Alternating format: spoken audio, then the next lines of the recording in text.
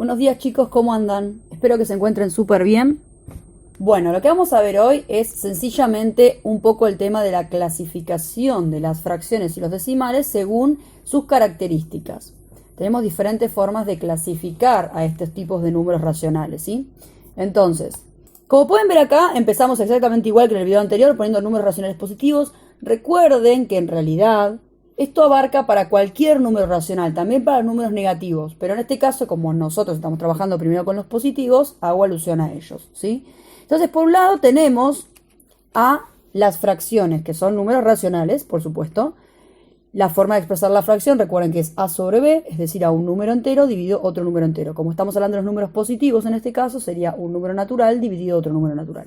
A las fracciones se las pueden clasificar en propias, en impropias o en aparentes, y a su vez a las impropias las podemos expresar como fracciones mixtas. Por el otro lado tenemos a los decimales. Los decimales pueden ser de dos tipos, pueden ser finitos no periódicos o pueden ser periódicos.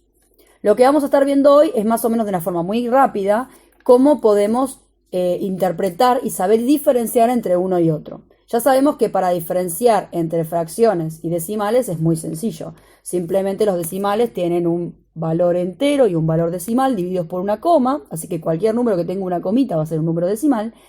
Y los números fraccionarios son aquellos que expresamos como un número sobre otro, de esta forma de fracción con una línea en el medio que representa una división. Entonces fíjense que dice, existen diferentes formas de clasificar a los números fraccionarios y decimales según sus características. En el caso de las fracciones pueden ser propias, aparentes o impropias, y a estas últimas, o sea solamente a las impropias, las podemos expresar como mixtas. Por ejemplo, acá pongo el número 2 tercios, 25 quintos, 8 séptimos.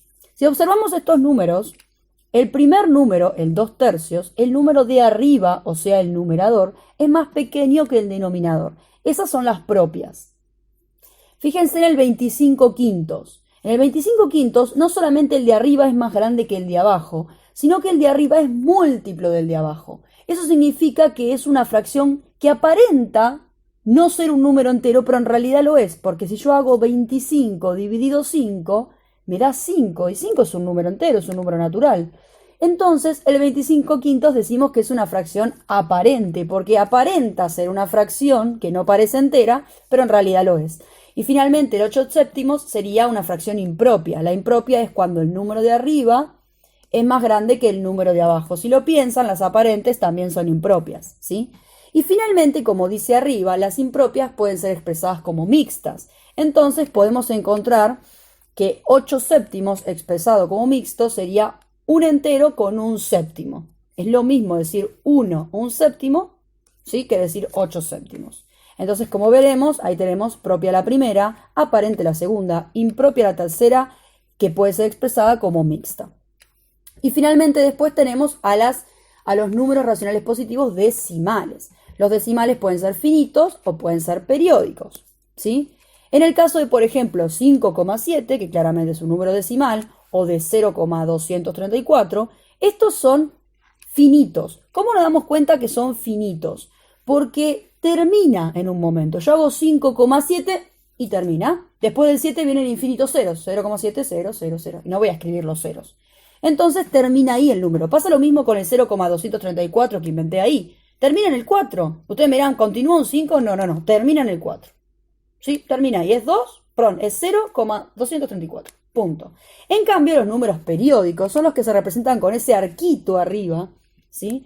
Ese arquito que agarra a uno o más números y nos está diciendo que a ese número o a ese par de números se repiten infinitamente. En este caso 0,23 con el arquito arriba del 2 y el 3 al mismo tiempo, significa que este es el número 0,23, 23, 23, 23, infinitamente. O sea, esos 23 van a estar hasta el infinito, nunca se va a cortar. Por eso se llaman periódicos, ¿sí? Como por ejemplo el 1,8 periódico, sería 1,8, 8, 8, 8, 8, y así sucesivamente hasta el final.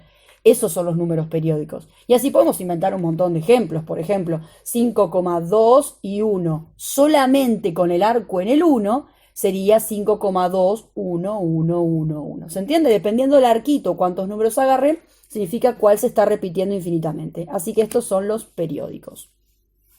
Bueno, este pequeño videito fue muy cortito solamente para explicarles la clasificación de los números. Después vamos a ir trabajando justamente con estas expresiones. Así que bueno, les mando un beso grande y nos vemos. Chau, chau.